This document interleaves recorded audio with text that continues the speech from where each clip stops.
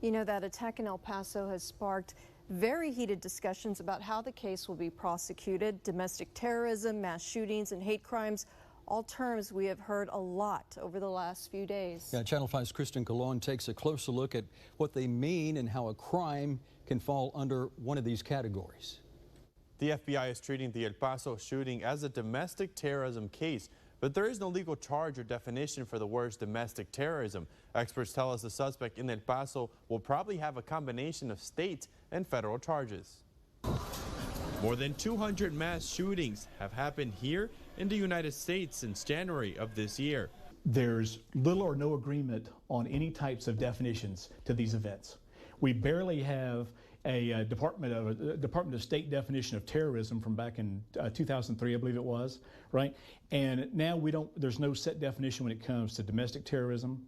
There's no set definition when it comes to mass shootings. One definition many law enforcement agencies agree on is if there are 3 or more people killed in any one event, that would classify as a mass shooting or a mass incident.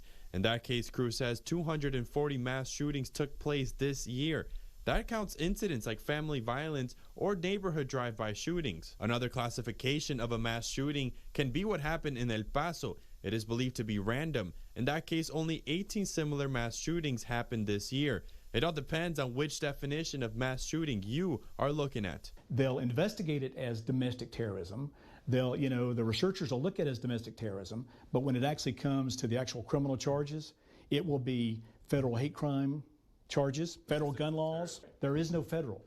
And that's what you see a lot of the dialogue and stuff that's been going on, right? But definitely has been heated over this past weekend is that why is that not the case?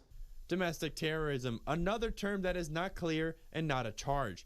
As crew mentioned, there is no actual charge for domestic terrorism unless it involves a foreign entity.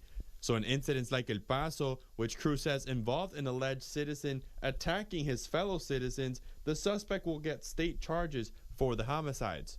In terms of federal charges, the suspect can't be charged with domestic terrorism because of the current criminal code. Instead, other approaches will be used, such as a hate crime charge. Hate crime is used when authorities show evidence the reason was to target a certain group, such as race or sexual orientation. In the El Paso case, the gunman allegedly wanted to target the Latino community. In the studio, Kristen Colon, Channel 5 News at 10.